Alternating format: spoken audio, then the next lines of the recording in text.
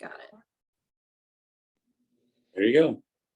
Good job, team. Your voice Woo-hoo. changed, Jamie. Okay, well, it looks like all the board members are here. I see it's about 7:02 and I would like to call the meeting to order. So I've recognized that all the board members are here. There's no guest speaker scheduled, are there, Jamie? No, there are not. Okay, Next month we will, though. okay. Well, I move that we approve last month's agenda. I'm sorry, this month's agenda. Do I have a second? Second. Okay, One condition, okay, you fix my name under special business. Take the U out. Oh, yes. okay. Okay, I didn't catch that. we can correct those in the minutes before we approve them for next month. Okay. So Corey, are you in favor then if we fix your spelling of your name? Okay. Carissa, Yes. Robin, Yes. okay, Derek, Yes, I approve. okay, I wasn't there, but all right. Special business, budget committee, Carissa or Corey, did you guys have anything? Number Wait. 4 for We need, that was for the agenda. We need to approve previous minutes. correct. Oh, yeah, sorry about that. What I'm looking at on this laptop is pretty small. Forgive Okay. me. You guys can help keep me honest tonight. You betcha. Okay, so yeah, I also move that we approve the previous minutes. Do I have a second? Second. Okay, so Carissa, are you good with that? Yeah, Yes. Robin, okay, Derek, I'll abstain. I wasn't there, but it looked fine to me. okay. That's right. Special business, okay, let's go to the budget committee then. Carissa and Corey, have you guys done anything on the budget committee that's worthy of discussion? We met with Bruce on the 26th of May, and we've already kind of discussed before the meeting just some things we're throwing out. We cannot discuss publicly some ideas we have, not at this time. But we did meet. It was a good meeting. Recreation committee, Derek and Robin, are there any updates to share? Rob, you want to go ahead? I'll just say that, Robin and I met with Bruce a few weeks ago. We discussed some things. A lot of our conversation focused around just the community center and what that's going to look like. So honestly, most of our conversations focused around community center and what that could bring, but we have a lot of resolution to figure out about that location before we kind of move forward on recreation stuff. Other than that, we focused on just improvements on the lake area, stocking the lake, that whole drain the lake process, what that means, and just more amenities around that area. But yeah, a lot of our conversation focused around the community center and what we're going to do. So I mean, we're not in a hurry to make a decision about that, but I feel like there needs to be some direction at some point about how we're going to handle that moving forward, that building, that space. And I'll add to that, Derek, is that, yeah, we did talk about that, and Bruce is doing some research work for us on that. He also brought up the idea of playground being inspected and stuff like that, and it's our maintenance folks that actually are doing that. So, making sure that everything's tight and checking it out and making sure it's safe for everyone. So that was some of the things that came out of that as well. Okay, with regards to that then, Robin, that sounds like a good idea. I've never thought about that. Is there some kind of a checklist that it's done monthly or once a year, or do we have anything in the policies and procedures that'll make sure that that's not overlooked in the future? Well, that's a good question. I believe the maintenance crews make, I'm not sure if it's a weekly or a monthly check where they go by and check everything out, but it's on their checklist as I was gathering. Yes, Okay. it is. Yeah. Okay, Yeah, What I was trying to, and I still don't have a 100% answer on that, is whether I need a certified playground inspector, and if so, how often? And I've talked about 9 people and nobody's given me a straight answer yet, but so I'm still working that. hey, Bruce, real quick Yeah. on the playground. Are they insured through our insurance company? And who is our insurance company? Well, we're part of a joint powers authority. It's a group with all the special districts. And then we have a third-party administrator who handles any claims or what have you. And that's generally who I interact with. Derek may know. Derek is a principal before. What about the playgrounds around the school? How was that handled? That's a great question. That actually came up and we talked about it, and I told Robin and Bruce, I mean, 22 years in school districts, I don't recall ever hearing once, no matter where I was at, if it was the Front Range or San Luis Valley or, Bayfield area, we never had people come in and inspect our playground equipment. Now that could have been done under the radar. I didn't know about it, but I feel like that's something that had it been done, I feel like I'd have heard about it. As a principal, I feel like I'd have heard about that had it been done. But I don't recall anything in the budget, anything, school board meetings, anything. I don't think our equipment is inspected ever, honestly, to be honest with you. I could be wrong on that. But I've never heard of it. Schools kind of fall into a different jurisdiction. I know with the town of Bayfield, we're insured through what's called CIRSA, and they actually send a representative out once a year to make sure we're actually inspecting our playgrounds monthly and all of the other good stuff. But Yeah, I've got to call into our insurance folks to follow up on that, kind of just where you're going with that, Corey.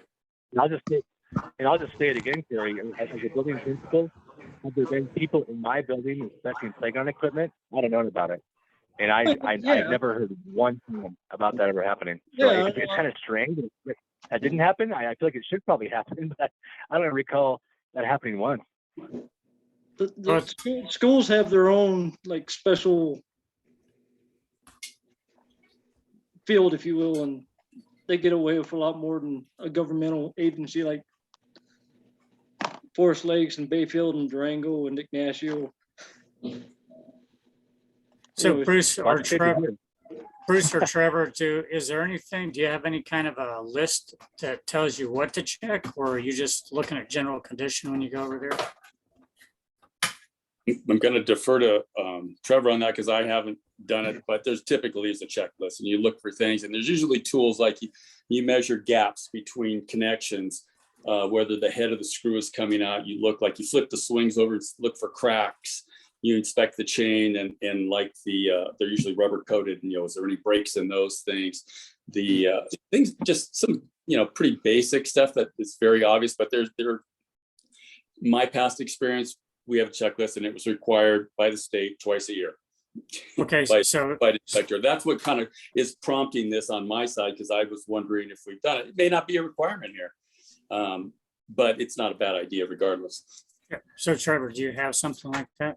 Yeah, so it's a part of our spring and fall checklist, but I mean, it doesn't go into great detail like Bruce was just mentioning.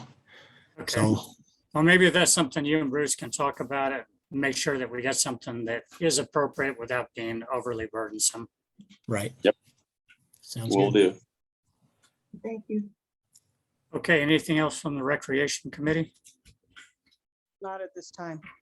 Okay. No, not this one. Thanks, Mark. Okay, and as far as the Personnel Committee, since I've been gone basically since the last meeting, Rob and I and Bruce have not gotten together to talk about anything. Once I get back, I'll connect with both Robin and Bruce, and we'll get together and chat, and we can provide some updates next month. Conference room is really nice. Pardon? The conference room. And the new Oh. office is really nice. Mhm.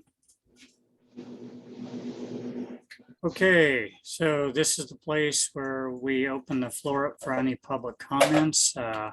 Does anybody have anything that they want to address with the board?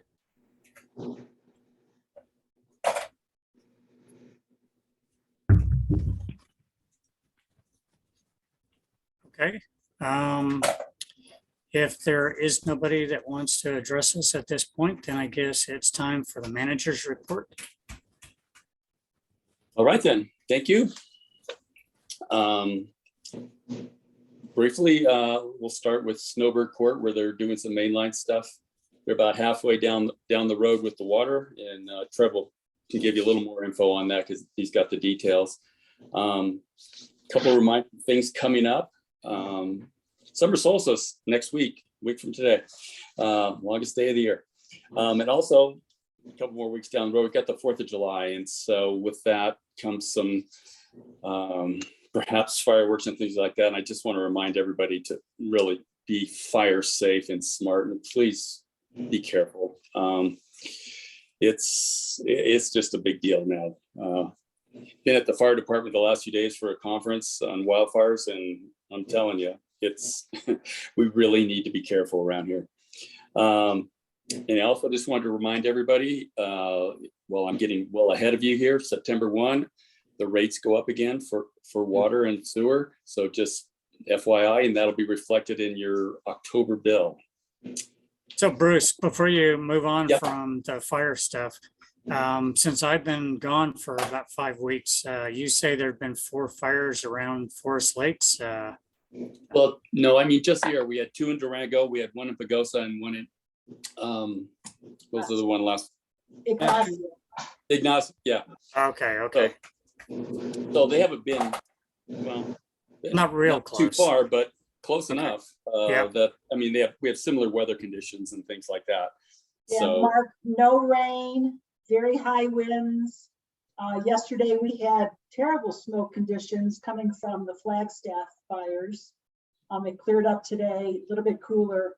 And we're all excited about the 40 to 60% chance of rain this weekend. So Awesome. fingers crossed.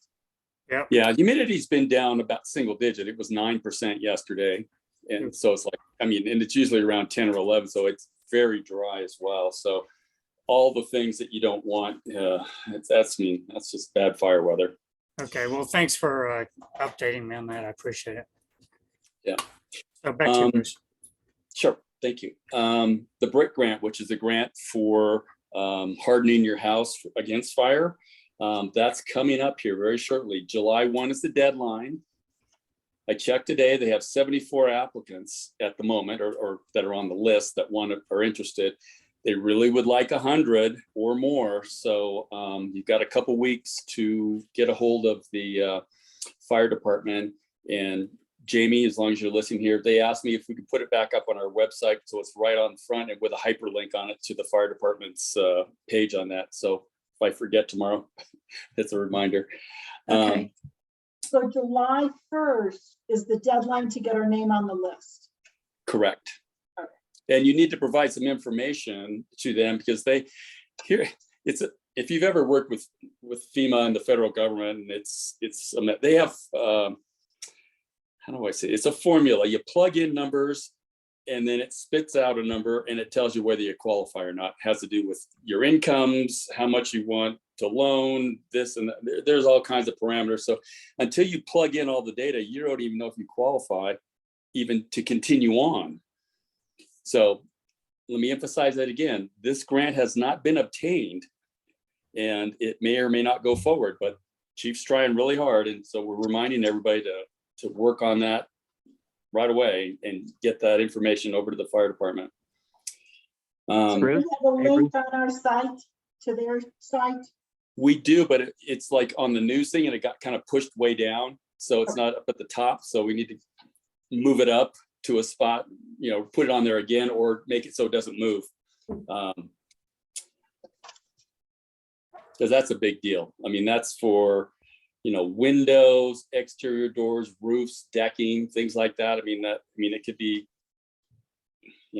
very advantageous. I think they're saying they're expecting about a 50% match. So if you could get all that done for half price, that wouldn't be too bad, I wouldn't think. Hey, Bruce, this is Derek. Yes.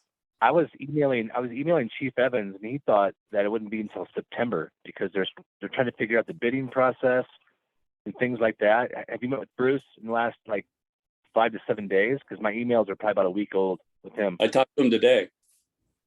Oh, today? Okay, great. So he's thinking July 1st? That's what he said. Wow, Because okay. they have to have it. They have to have it in by September. So they've got to plug in all the data that everybody's providing. So they've got a huge amount of data entry to plug in there into this formula to determine whether they're even eligible. Okay. That makes sense. It's super labor intensive. All right. That's consistent with what Chief Evans told me. He said, trying to get information, but he thought September. And that was kind of a shot in the dark about, if it's going to happen or not, because the bidding process, how many bids do you have to have, that kind of thing. And so that sounds right. Yeah, September was the month I had to. Yeah. The next item is our sanitary sewer inspection. Because of our violation, we were required to send out letters to everybody who receives water from us, which we did diligently, and didn't like it, but we did it anyway, and we posted it in all the places that we needed to for the amount of time, which I believe was 7 days, and then we took them down. And we had about 4 or 5 phone calls on that, asking about what that was about. So that's now done, thank goodness, and it won't happen again. It was a good letter, Bruce. I thought it eased any kind of worries anyone would have if they read the letter. It was a good letter. Well, that second page, I mean, we had no choice in it, was like sticking a knife in my back. I'll tell you, it bothered the heck out of me, but we had to put it in there. But we're done with that, thank goodness.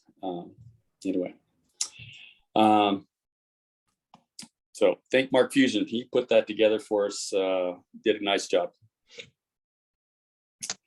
The next item is our emergency generator project.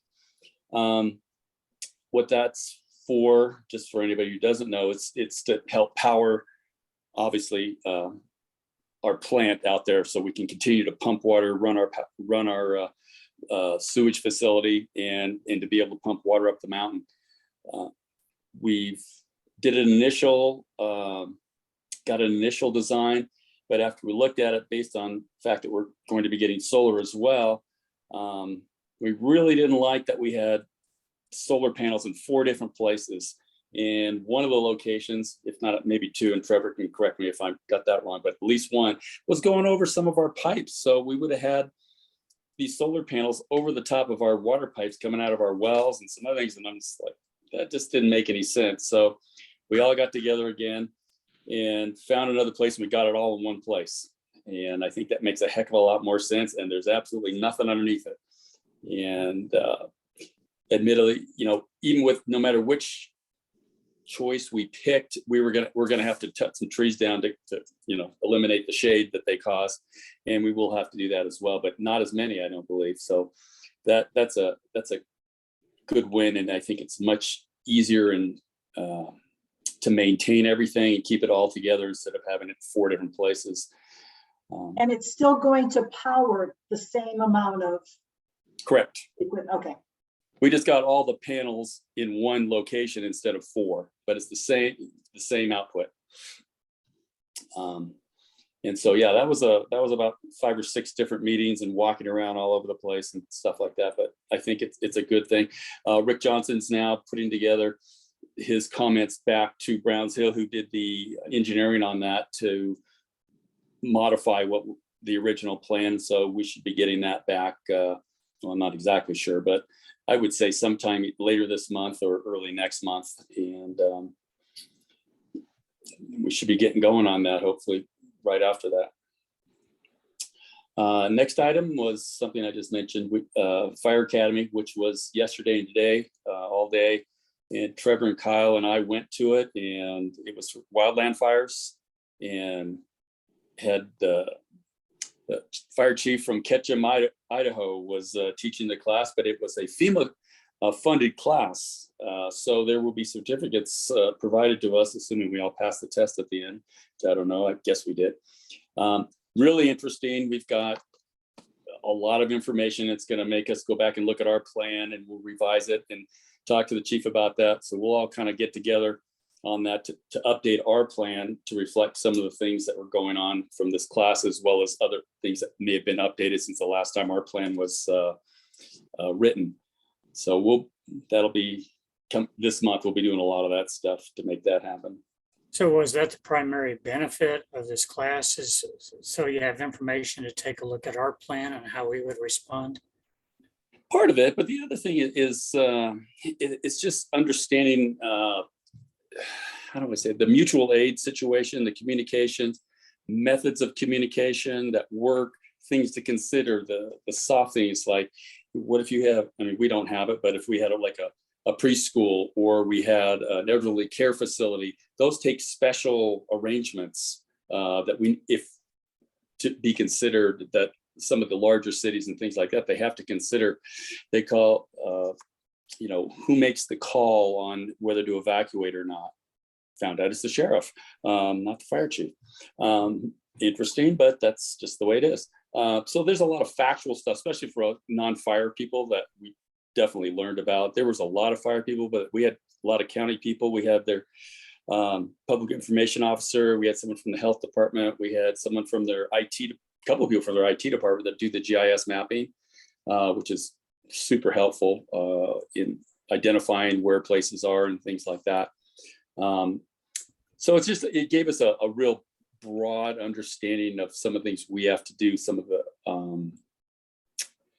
things maybe we hadn't thought about, like our emergency routes out, and what could happen, like someone gets stuck. Well, then that screws that whole lineup. So we need to have a piece of heavy equipment up there to be able to pull somebody out of the way or down the mountain, as the case may be. But we have to have our equipment ready to go in place when we start opening those sort of things up. And then the chief had mentioned that he's going to probably need our staff to help them in directing traffic when they get down to the highway, down to 501.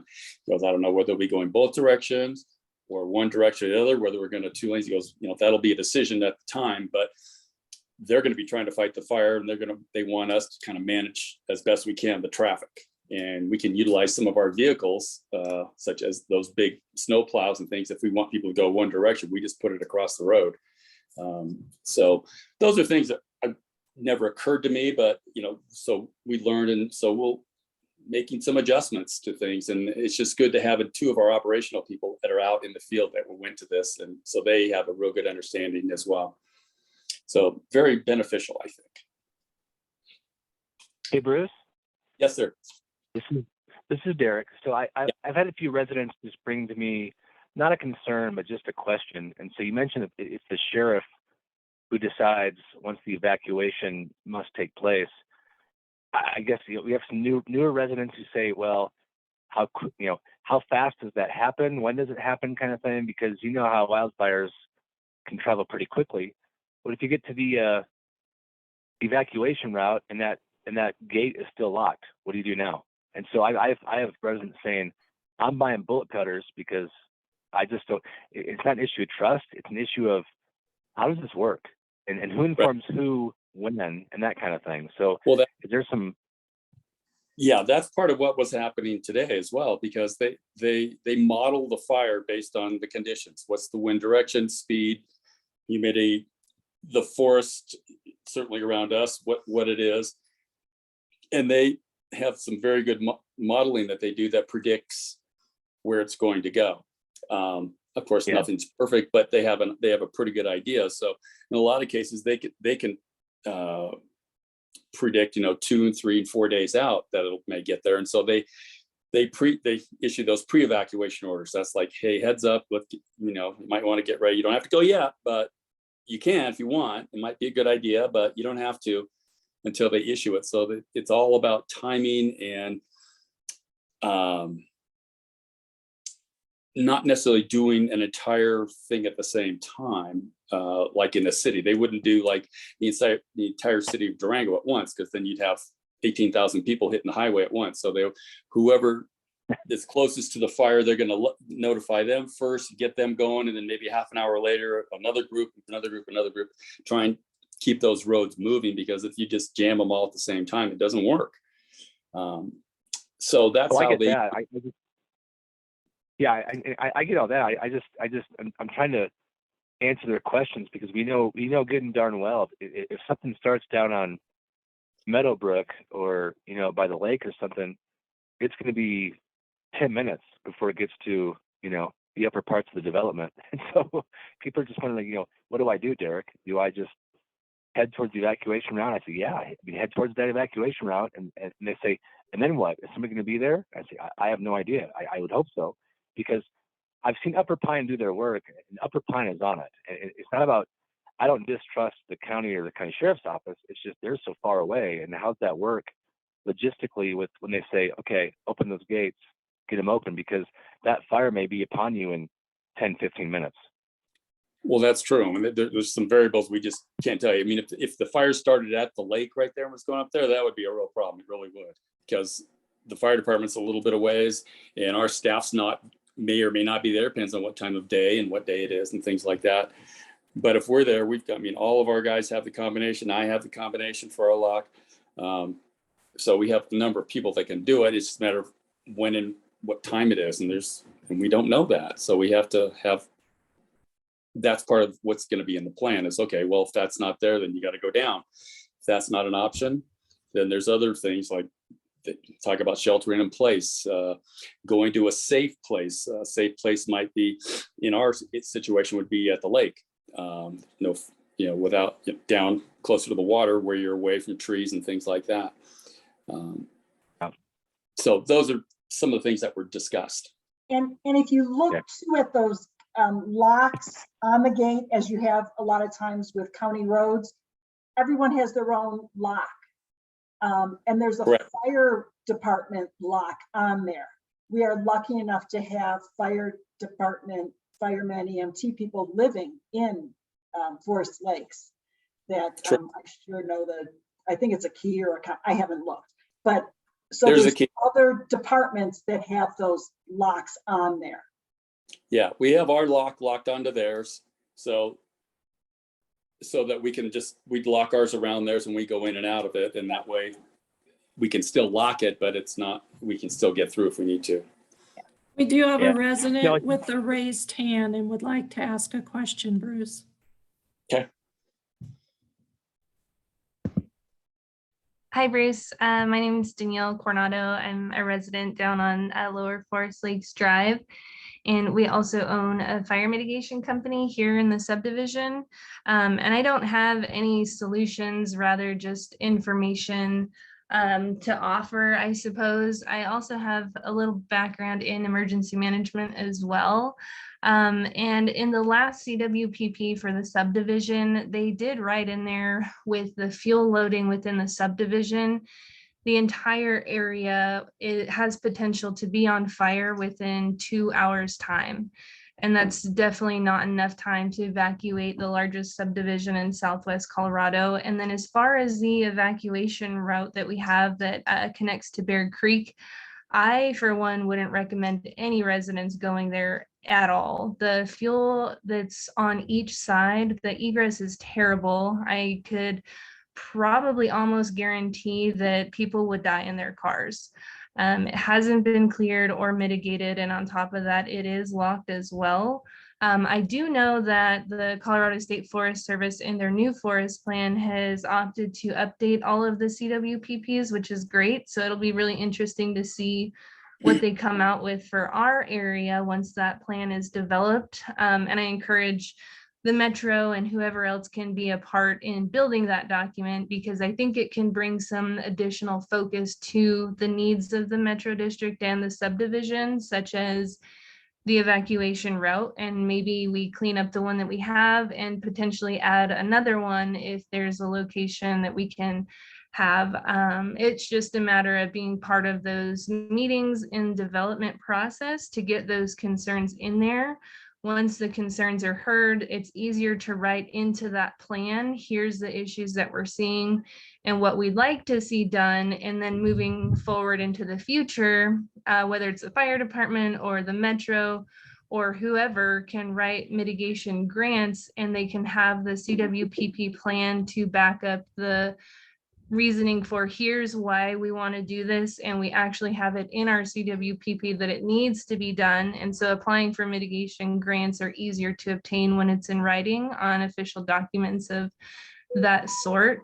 But yeah, just with the fuels that we're seeing and the beetle kill and the overgrowth and all of those things, and then the drought on top of it all, I mean, the forest here, I mean, it's going to be a pretty traumatic day when that happens.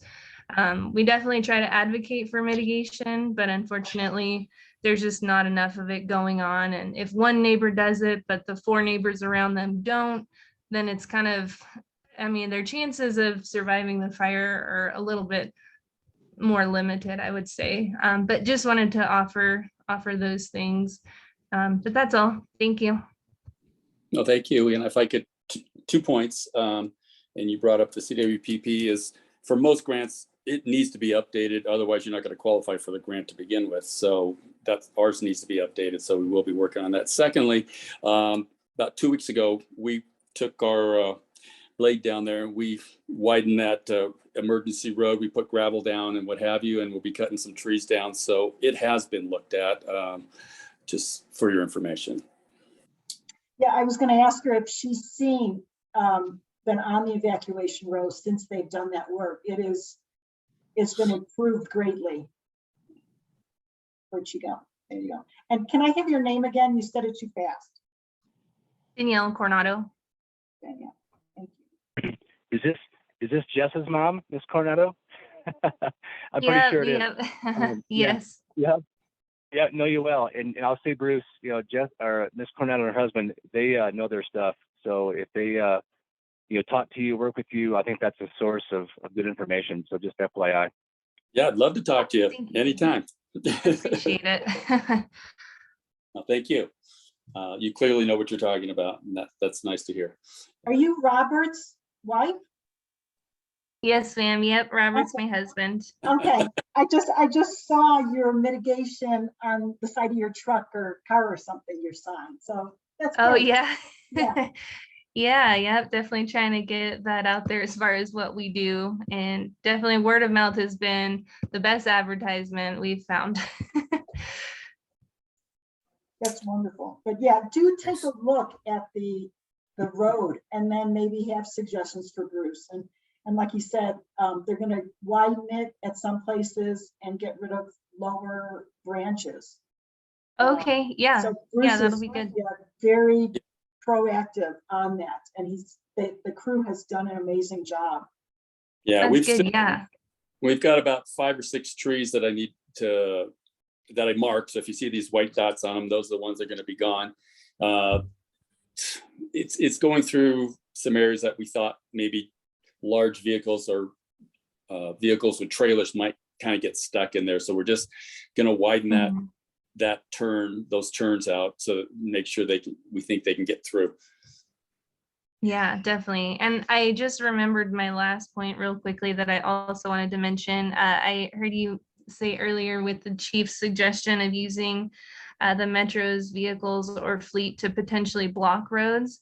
And although that's a great solution, I would urge against it only because if we did have a detrimental fire here, it'd be a lot more cost effective to the Metro to lose signs rather than their trucks. And with the pandemic putting a lot of things on hold and harder to get trucks or materials and the higher costs of things, I would hate to see guys have to abandon like plow trucks or dump trucks or things like that to get out for their safety. And then the Metro loses quite a bit of their vehicles. So I would just recommend perhaps maybe investing in some signs that could be propped up on the roads you want closed rather than leaving the trucks in a potential vulnerable area. Well, let me address that. There would be we would not leave them there. They would only be if our personnel were there at some point in time. If fire department says it's time to get out, we get out and we take our vehicle with us. And maybe we leave a sign, but it's during the time when people are evacuating and they want to make sure people go where they want them to go. The fire department wants you to go because some people have different ideas. And so that was their suggestion. So FYI. Danielle, do you have any grant writing experience? I do, yeah. I actually worked with Chief Evans a lot on a lot of their mitigation grants and also some pre-disaster mitigation grants through FEMA as well. Please Okay. get together with Bruce. That's my last item on my report here. I would like to talk to you if you're interested. Yeah, I'll send you my information in a chat. Okay, thank you. All right. Yep, thank you. Thank you. Where am I at? Okay, Unit 3.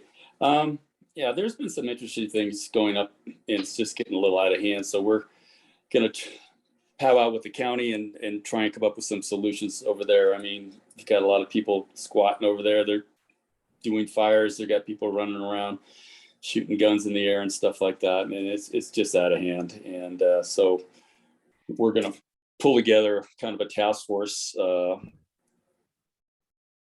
I guess you would call it, to try and get our arms around it. And the county, whatever their regulations are, make sure that those are all being done and see what we can do up there. So that's going on as we speak. So Bruce, when do you expect that either the meetings are going to start or we're going to hear something as a result of the meetings? Very shortly. Okay, but very shortly on both of them, essentially. Yes. You're going to start having meetings and then we're going to hear something pretty quick. Okay. Yes, sir. That's true. Okay, the next item is I just wanted to say Bruce had sent us a long recap of the meeting he had. And I think they're finally on our side.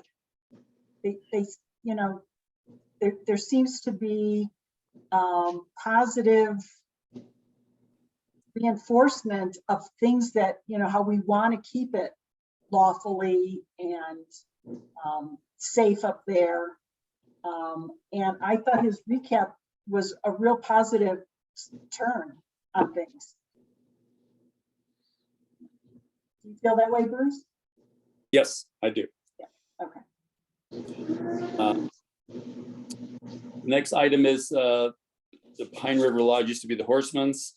I guess they've done an agreement for water service, 5-year contract, so to speak, and it's come up and the owner has asked us to do that again. And staff was up there last week, kind of inspecting the property, making sure everything was kind of the way we wanted, and it seemed to be okay. So I expect to be bringing an agreement to sell water to these folks at the July meeting. Kind of on a different but similar vein, kind of an unusual one. A gentleman is asked to, he wants to use irrigation water, but he lives down in River Ranch, and he gets water from us for drinking water and what have you, but he wants to get a permit to drill a well so he can irrigate his property, which I thought was unusual until we dug one up. We've done one before several years ago. And so I'm still connecting with PRID and to make sure that if we say it's okay, that there's no negative consequences to us. We already provide water to this individual. So yeah, Bruce, before you go on with that, I have some real concerns about us ever approving a well. That's a water rights issue, and I don't think we have the right to grant water rights. It seems to me we need to get a hold of our attorney and have an attorney weigh in on this. We're not granting rights to do a well. All they want from us is to verify that we provide water to him for his home. That's all. the well permit is through the state.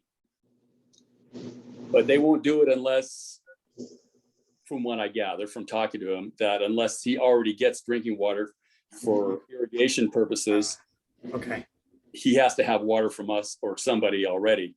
They don't want him to do it to turn that into his drinking water. So we would not be issuing any kind of well permit. That's not up to us. It's just verifying that we do provide drinking water to his residents. gotcha. This wasn't very clear the way it was written up. Maybe we can refine that before we approve the minutes next month, just so we have that for our records.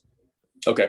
And on that, Bruce, and whatever agreement or that comes up out of this, we need to make sure we put in there that they don't do a cross connection, whether there's any potential of tying that well into our Oh, yeah. distribution system. Good point. Thank you, Corey. That Public Works helps. Okay. And then lastly, which is what we mentioned already, if anybody knows a grant writer, please give me a call. I've asked at a couple of meetings and I got laughed at one time. One group's been looking for a year and a half. So I really would not. There's several things out there that I think we could do well with, but they're very labor intensive. Are you looking at hiring somebody or like doing a third party contractor? I would entertain either or. It would be a part-time situation. If it was an employee, it would be or a contract individual. For a grant writer, Bruce? Pardon me? For a grant writer position, you said? Yes. Yes. Okay. All right. It's probably a conflict of interest, but in education, I've written many grants. So, I mean, we can talk about it, but it's just something down the road, maybe. Okay.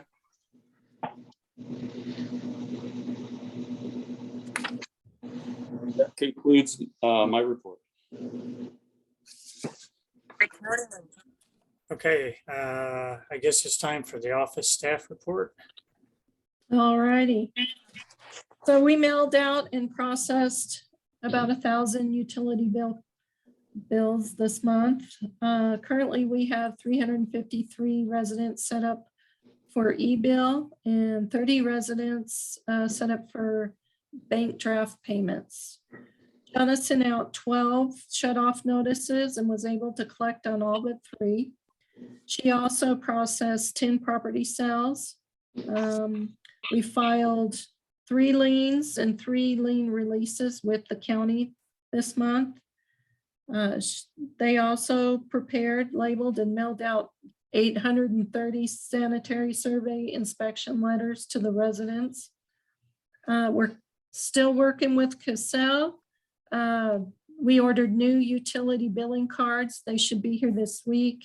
We were going to have a portion of that, the bill printed out by Basin Printing, but they have closed their doors. They're no longer in business. So we're going to just go ahead and print the utility bills there in the office and go from there. We've been working with several different account managers with Cassell on a daily basis, and we have weekly meetings with Invoice Cloud, and we've been training daily also with the Invoice Cloud system. We're gonna go to a pre-live demo training July 11th through the 15th in Utah, and we're expected to go live in August. As far as the audit, I've been in contact with them, but they have been short-staffed. So they've just now in the last week and a half started really working on our audit and requesting even more documentation and miscellaneous information. So I've been working hard on that as well. And I just wanted to remind everybody to please visit our website at FLMD.com. We have a lot of information and updates on there. And we have a new tab for road maintenance alerts. So it would be, we've also put on some water conservation tips. So hopefully people will be paying attention to how much water usage. And that's it for me. Thanks, Jamie. Trevor, I guess you're up. Ready? Yep, so we've continued work on that Snowbird main extension. I'd say we're about halfway done with the water side of it anyways. We got about half a dozen taps already done on that one. Everything's going good so far with that mainline extension. We opened up the Bennett Myers head gate early in May here. And with that came a lot of cleaning. We had to clean out the ditch a bunch and constantly be checking levels and making sure that we're keeping our levels at the appropriate level. We've continued to do our meter replacements. We've been marking trees that are near our road, that are in our right of way that we've constantly been hitting in the winters when we're pushing snow back. We've been marking those, and I can't remember the company that we're using, but he's been out there cutting those trees down. And he's taken a couple of weeks off just because of the wind, but he said that he should be back out sometime next week to continue cutting down some trees. We drilled some anchor test holes for the solar panels. It seemed like all of our test holes were very good. We've also had Four Corners weed out, and he's been spraying around our fire hydrants and on the sides of our roads just to keep the vegetation back. We've been continuing with road maintenance, and like Bruce said, we did some maintenance work on our fire escape roads. We put about 20 loads of gravel in there to help smooth that out and make it wider. And we cleaned out our contact chambers for our wastewater, as part of our spring checklist, and been trying to burn slash still. Again, with the wind kicking up, it's tough for us to keep that slash pile down to a minimum, but we're trying. And then just continuing maintenance on all of our equipment. And then we have our meter reads and locates and water turn-ons and turn-offs. As far as our status of our vehicle fleet, we're still all functional 100% there, and still no incidents. So we're still safety free. So Trevor, a lot of the stuff you talked about is not listed on the maintenance report that's attached. And there are some items on here that I have questions about. I don't know if this was not the right report that I got attached.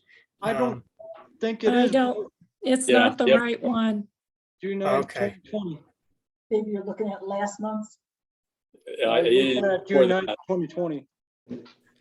I Okay. didn't have that available to me, and I went into the public folder, and I apparently pulled the wrong one. I'll have to Okay. replace that. Okay, well, if we could update that, then before we approve the minutes, that would be good also. You got it. Thanks. And I apologize, Jamie. I couldn't get that to you quicker. I was in that training for yesterday and all of today, so I apologize. That's Well, okay. I did send it to her. You sent it It to me.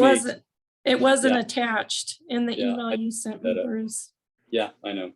I saw your email. Sorry about that. Hey, quick question for you, Trevor. Yes, sir.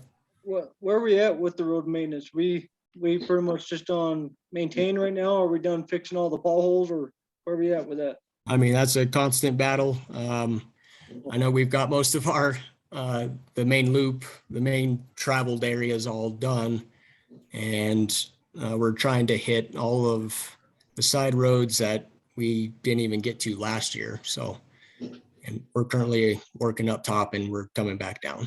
I think the loop road looks great. Drives great. does. It I does. think it's a really nice surface. And I noticed you've been fixing the roads to the evacuation routes, which is a great idea too. So thank you. So Trevor, since this was the wrong report here, there weren't any safety incidents this month, correct? Correct. Okay, good. All right. Let's see, back to the agenda. We're at the financial. Yes, financial. Okay, just briefly, and well, let me just first point out another thing I didn't quite get on that graph. I didn't label the bottom, which was which. So I've got the purple line is the general, water is that kind of orangish line, and sewer is the one to the right. It's kind of gray. It just says series 1, 2, and 3 instead of being labeled. I forgot. So my apologies on that. Let's go to the property tax. So far, we've received 468,913 of our levied 703,000. So we're a little ahead of schedule on that, about 66% in. I'm going to jump over to. I'll come back to the water pumping thing because that seemed to be out of order.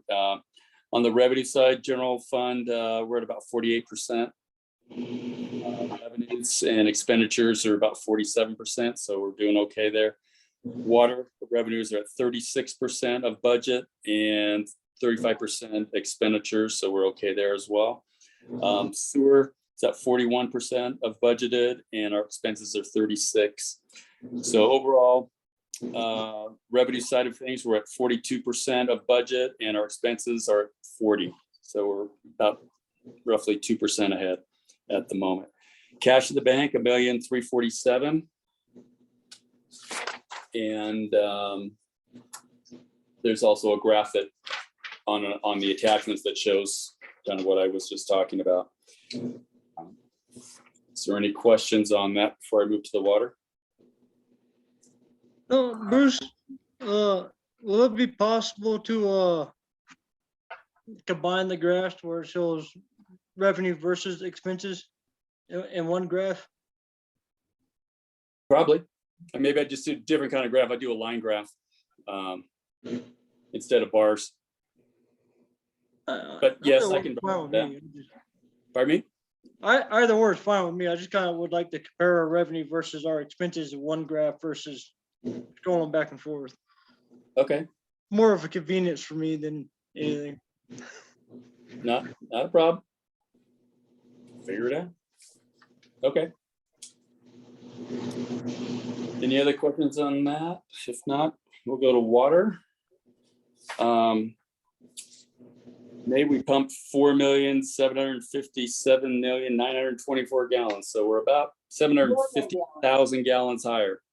And that sounds like a lot, and it is, but that's not unexpected because it basically falls in line with what we've been doing the last few years. And as the weather heats up and people water their grass, and more people have arrived as well. So it's completely expected, to be honest. And we're seem to be doing fine. If you look at the last couple of years, we're pretty much in line. In fact, 2020, it was more. So I think we're okay there, and everything seems to be going well in that regard.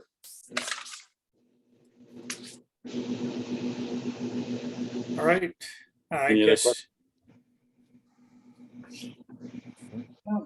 I guess it's time for the unfinished business section then. Yeah. Well, I've got few updates here. I've got, that sign thing I've been digging around, and Robin had sent me a link to a company, and I followed up a little bit, and it was like, $800 for a sign, and that's pretty much all it is.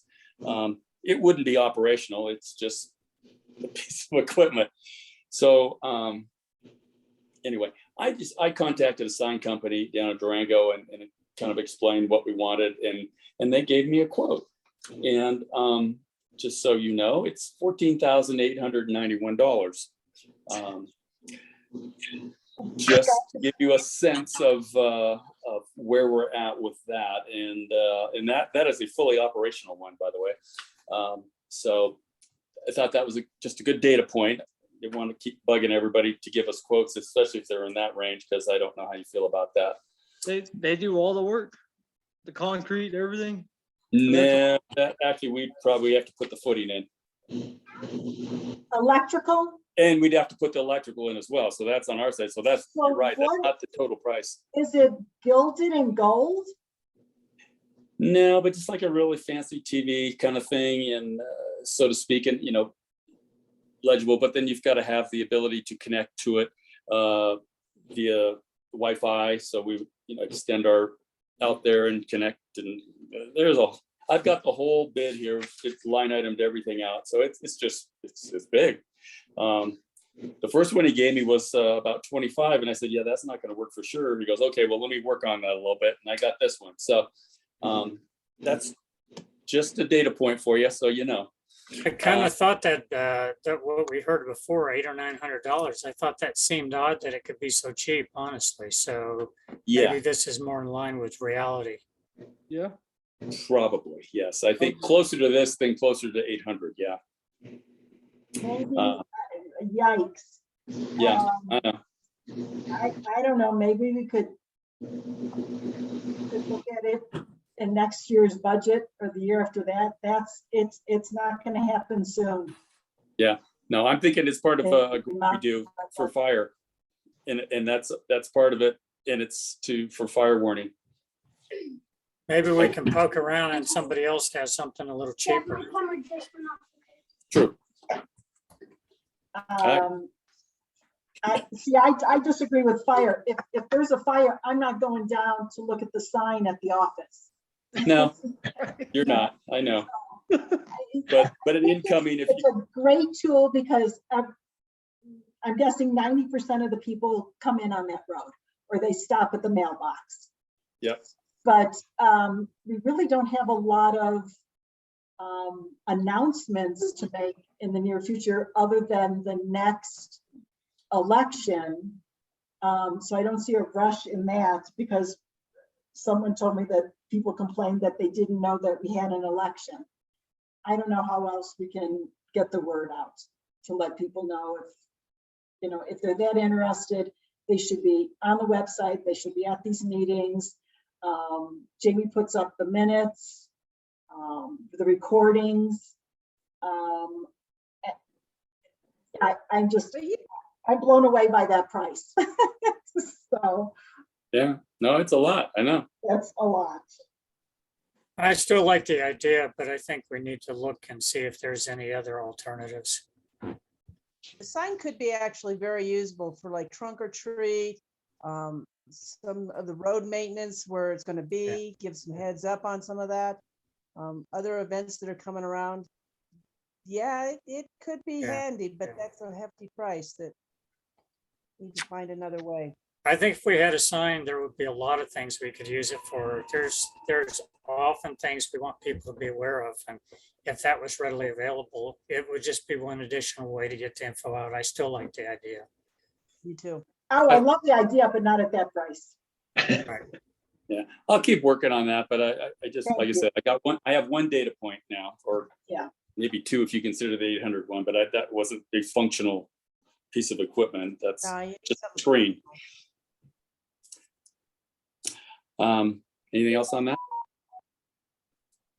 If not, the Verizon cell tower, actually contacted the city manager over in Bayfield, Corey, and she gave me a contact to someone in Verizon. I've called that person 3 times now and they haven't called back either. So I still have nothing. I haven't had any luck either. Sorry, my computer kicked me out there for a minute. That's okay. Did you want me to repeat what I just said? Talk about the cell tower, and Katie gave me a name of a Verizon rep who I've called a few times and hasn't called back. So we're no further along than I was 2 months ago at this Yeah. point. My contact is long retired and apparently doesn't want nothing to do with it, so I same as you, Bruce. Yeah, it's a challenge. And then the last item here, Derek wanted to have that little discussion on that. So if you wouldn't mind jumping in and say what it was that you wanted to discuss, then we could go there. Hey, Bruce, can you back Yes. up just like 30 seconds? I was cutting out there a little bit. I was getting most of it, but Now, the Frisbee golf in that common area, and it was something that you wanted to talk about. And so I was to say, I'm not sure exactly what it was you wanted, but if you want to go ahead. I appreciate that. No, I cut everything except the Frisbee golf part, so I apologize.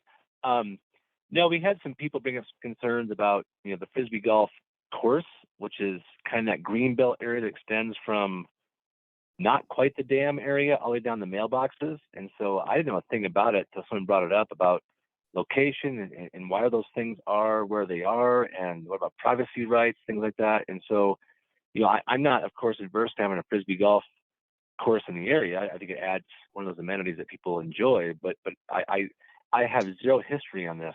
So I don't know if there's people who do, because I feel like if it was done by some renegade, just people who just put some stuff in, I think that's something we got to talk about. But I have no history on this thing at all. I Okay. don't know anything about it. And I'm not sure either. So Somebody must have just put it up themselves, because I don't think it's in any of the minutes or anything where, yeah, we haven't done it. no. So I'm not sure how many of the I guess what you call them, holes or goals or whatever those. I don't know how many there are or where they are even, but we can go out and look at it, I guess, and see.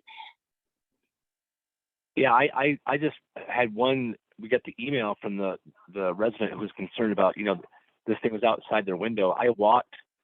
It's right up to the mailboxes. We're heading on San Moritz right there, and there's one goal or hole, if you will, right there by the road where it curves up to San Moritz. I just walked that whole Greenfield area, and I think it may have been a resident who did this, because the last hole I could see is one I couldn't walk to. And actually, if you drive down, I can't think of the road's name, but it's the first turn in on the south. You follow that road, there's actually a Frisbee golf hole right on the road by someone's driveway. Yep. And so, I kind of just, made my own deductions and said, well, it's probably the previous owner of this house put it in. I don't know, because why would you put one a foot from your driveway? So, so I'm not sure if that's just bringing the concern now, because they just moved in, years ago, and here's this Frisbee golf thing or whatnot. But I hear things from residents, but none of it's fact. I think it's out of hearsay and this and that. So I just wanted to see if anybody else knew any history behind it. And then Jim is on here. Jim, you live down there. Do you know a history on that? Krista, can you hear me? Yes. Yeah. Yeah, that place that Derek's talking about, where it's right there by his driveway, that's who put those courses in. And every once in a while, you'll see a group of 4 or 5 young men out there playing it, but it's a resident that did it.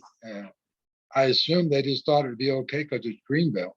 So I don't know whether that's the case or not. But I know the place where it's at their driveway, that's the people that put it in. Okay. So Bruce, it sounds like you might need to go take a look at that. And if somebody's putting something on Metro property, that we probably need to address that, make sure it's either sanctioned, or maybe we find somewhere different for it or something. Okay. It seems like maybe there's a liability there if somebody went and installed stuff on Metro property. Yeah, and if it's by somebody's house, we can maybe help them dig it up. We can return the basket to that person that it's by their driveway. I don't know which house that is. I don't either, but we'll find it. Yeah, help that resident out. You can't miss it. Alpine Forest is where it is. What? Yeah. I like You know Mark's where idea, Mike because Croft used to live? Carissa, Again, Jim? you know where Myron used to live Yeah, on Alpine Forest Road? It's just a couple houses up from him. towards the lake? Yes, Okay. Yep. On Myron side? yes. Okay. Yeah, and I agree with Mark. I think if the one resident doesn't like it being next to their house or window, fine. I mean, those things are anchored in by concrete, of course, but I think it's pretty easy to dig up and move kind of thing if you have an auger to dig up a hole. But I you know, I don't want to dig up things we don't have to. If people are enjoying it and like it, then great. But we should probably put something then in our minutes or something that says that we approve of this. So, Well, it It's sounds my like, understanding that they're not in concrete. They get moved around. And it's, sometimes they have quite a few people out there, and it's disturbing to several people that live there along the Greenbelt, is what I'm hearing. okay, well, to start with, if they're doing that on Metro property, somebody should have come for permission, number one. yeah, So- agreed. I think we need to address that. Somebody probably needs to get a hold of that person, and we need to have some dialogue. I will contact the resident and figure out what's going on, and I'll report back to you. Okay, Thanks, Bruce. okay, I guess we're on to new business. Does anybody have any new business they want added? So cooks to everyone, if this is the last agenda item, please ask all to slow down on 501. What I'd like to add is when I talked with Bruce, he had talked with Sean Smith, the sheriff, and they could put a speed sign. Bruce, if I'm wrong, correct me. You know, the speed signs up like we had last summer. But this one takes a picture of the license plate.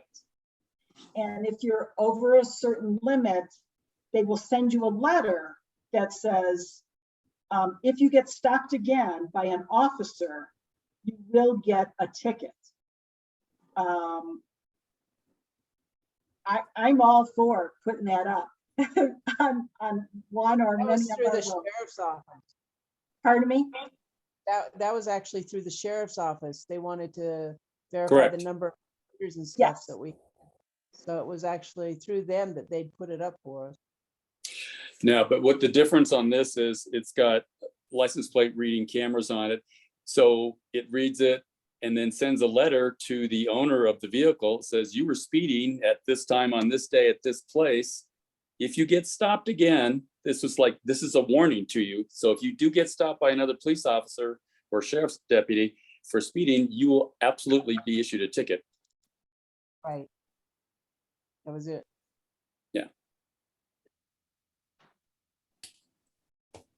Okay, so I'm gonna gather from that comment, I need to try and see if I can get that trailer back out here. Hey, Bruce, Yes, just food for thought. I'm not usually a stickler, but I kind of think the fact that if you're going, 95 and a 75, you're probably getting a ticket. If you're going 40 and 25, you should get a ticket, not a warning. But that's just me. I just my 2 cents. But that's the law says the officer has to be there in person. This is a step before that. Yeah. Which I don't have a problem with people getting that warning. And I understand that. I just feel like, as someone who now works from home, I mean, I don't see one sheriff's deputy in our development really ever. And that doesn't mean it never happens. I'm not saying that. I just feel like, we're being the second largest development in La Plata County. I expect to see more presence, honestly. And it shouldn't take complaints to get presence. So, if Sean Smith wants to send people up here, great. If not, then I got a problem with that. Hey, When Derek, Sean Smith came really- out, Robin, was it 2 years ago at a meeting? He Yeah. basically said, he has 4 cars, 5 cars, whatever, for the entire county. Yes, we are one of the largest areas here. The problem is at rush hour, they're dealing with car accidents, you know, on the major roads going into Durango. So we are kind of left behind. But he says Yeah. the only way he will get people out here is if we called. So we had a Yeah. big thing a couple of years ago, said, you're upset about something, call. Just call, call, call. That's the only way we're going to get them out here. This is kind of a Yeah. nice step. And he also said when he put up that speed trap going down, and I'm terrible with the roads too. The worst day was Sunday morning. There's more speeders on Sunday morning than any other day. And I believe the average speed going down, please someone help me with the second road going up next to that real nice. Service road. Yeah, whatever that turns to, 40 miles an hour. That was the average speed. Yeah. That's scary. Our speed limits are 20. That means more people are going above 40 to get that average. That's pretty Yeah, sad. well, I guess again, more 2 cents is I don't necessarily believe the more people call, we'll get more attention as far as sheriff's deputy presence out in Forest Lakes. I'm sorry, I don't believe that, because that's just, to me, that's a bit of a brush off, if you ask me. You know, I brought to Keith Roundtree a few times, talk about writing, you know, back to writing grants, you know, federal cops grant to split the cost of a, you know, deputy to spend half their time in Forest Lakes, half their time in, say, Eastern La Plata County.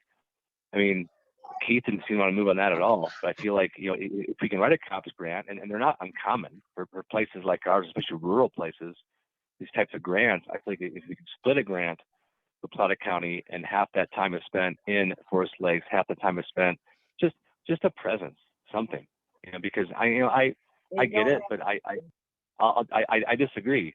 You know, if you get 15 phone calls at the sheriff's office, they'll say, well, it's 15 out of 3,000. That's not a big deal. So that's, again, that's just my 2 cents. Yeah, well, they're not gonna, I totally agree, Derek. Don't get me wrong. I'm not arguing a point with you. I'm telling you what he said. Is he Yeah. an Oh, no, I get it. elected official? Well, there you go. But that's what he told us. That was the only solution he had. This is kind of just another solution. The problem is you're never going to catch that speeder, because by the time they come here, they're gone. And my thing is, if we have policemen living here, which we do, why can't they start their shift here? Why can't they sit down at the mailbox or at the bus stop and watch those people whipping down there to go to work?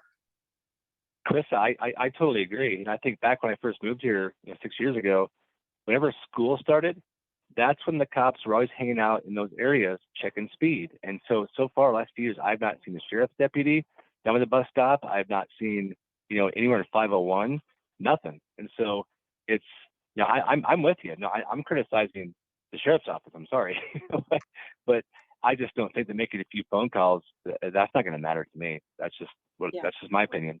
Hey, Bruce, maybe that's one of those things somewhere down the road again, we can have the sheriff come and talk to us. I will ask him. Could I make one comment? Sure. Tess, say your name. My name is Tess Marriott, and I live on East Valley View. And I just wanted to say, like, me personally, if I got a letter like that in the mail, I would be appalled. And I would be like, oh my gosh, I really need to check myself when I'm speeding. And then I also think too, like, I work with high school students, and like, if I had a kid and that letter came home, like, that would also be like an indicator for me to talk to my child. And sometimes I think it's that, like, you know, inexperienced drivers or young drivers who aren't paying attention and don't care. And then I also wonder, it sounds like when we previously had that, you know, traffic sign or speed sign, we were able to get some data from it. And so I just wonder if kind of collecting that information on, you know, this is how many people are getting letters because they are speeding, like that might be a point for us to then argue, like, we need more presence here because we can show that this is a huge issue in our neighborhood. So just some thoughts I'm having. Yeah, no, a good point, Tess. In this, when we had it before, we got per hour, per day for the entire month or the entire time it was there. Can someone else remember how long we had it up there? The data was amazing. And that's Yeah, what there we knew. was information. Yes, you are absolutely right. Yeah. It was phenomenal. Like the hour of the day, what the speed was, the average speed was, the number of vehicles. There Yeah. were some vehicles going less than the speed limit, and they were Yes. showing that, mentioning that as well. So I could just see it being helpful for some individuals. Like I'm one of those people, or like maybe even a parent. So I don't think it would hurt. I think anything we could do to try to crack down on the problem is good, in my opinion. Thank you. Yeah, and I think if we have the sheriff come and talk to us again, like we did a couple of years ago, it just reminds him that there are a number of us in here that do care about it. Yeah. And maybe he can give us some suggestions. Maybe that would trigger him to bring that thing down. Or to once in a while set somebody in there. I'm assuming though, with the shortage of officers that all the local police forces are experiencing, there may be some issues related to just not having enough people. But I still like the idea of letting him hear from the residents, and maybe he's got some suggestions. Bonnie I asked, agree. the camera idea is great, and why warning? In New York, if you have a picture taken with speed, you got letters with money due by date. Yeah, it's the same thing. In Illinois, we had right turn on red cameras. If you didn't stop, then you got a ticket. Here, Bonnie, is either La Plata's law or Colorado law. An officer has to be present to issue a ticket. So this is kind of that step in between. Yeah, Yeah, I like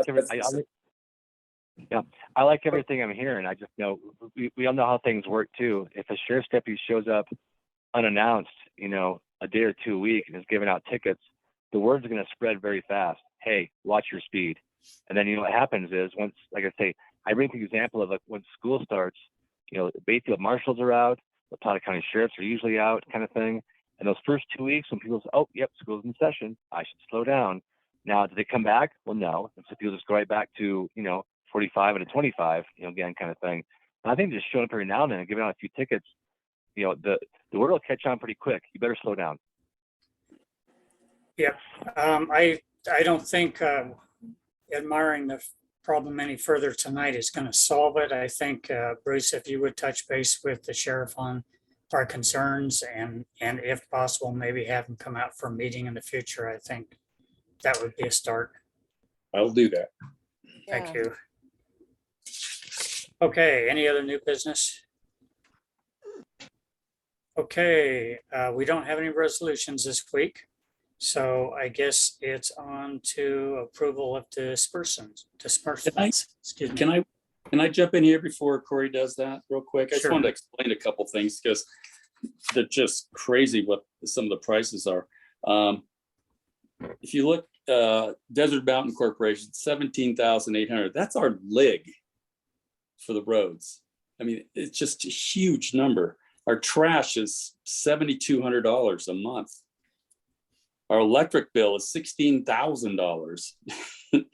And just wanted to point out a couple things there, that some of those big numbers that point out I didn't see our gas or diesel on there. Must have got a bill for some reason, or I don't see it. But the cost of that stuff has just gone through the roof. I mean, when we do a line item comparison on what we should be spending versus our budget, we're going to be blowing over for that.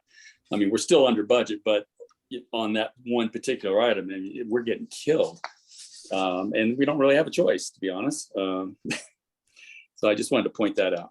Well, I think there's always a choice. So if a particular item like the lig is starting to nail us, then maybe it's time to look at other alternatives or alternate suppliers or something like that. Maybe there are some things we can do. Where's our Okay. mortgage? Pardon? I'm sorry, but Where's our mortgage on this? That's, I don't know. Our first payment is this month. That's why it's not showing. Okay, what's it gonna be? $1,700, 17 something. I don't remember off the top. of Yeah, my head. I had that on the previous, once we got that loan. I don't remember off the top of my head and I don't have it with me. But yes, I think Jamie's right. It's Yeah. somewhere around there. Okay. That's not bad. Thank Okay, you. Bruce, did you have anything else? No, that was it on that. I just want to bring it up. Okay, So Corey, you have to make a motion.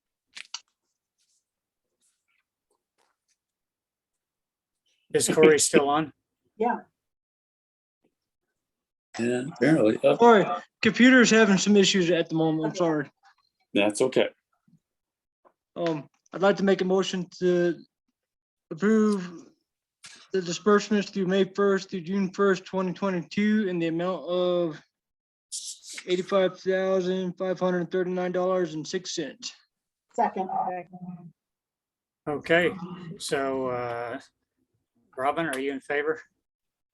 Favor. Okay, Derek, you okay with that? I'm in favor. I agree too, so it's unanimous.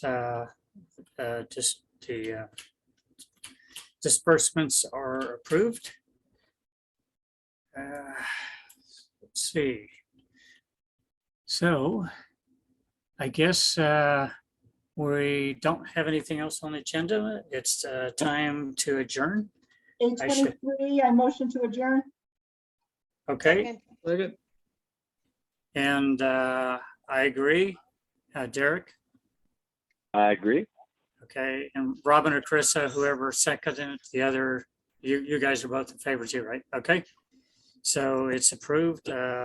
We will adjourn. Thanks for attending, everybody. And like I said, I'll be back tomorrow afternoon. In a few days, I'll be in touch and we'll have some additional discussions. So anyway, thank Good meeting, you. guys. Good meeting. Thank you. Thanks, Mark. Have a good Thanks, Mark. evening. Thank you.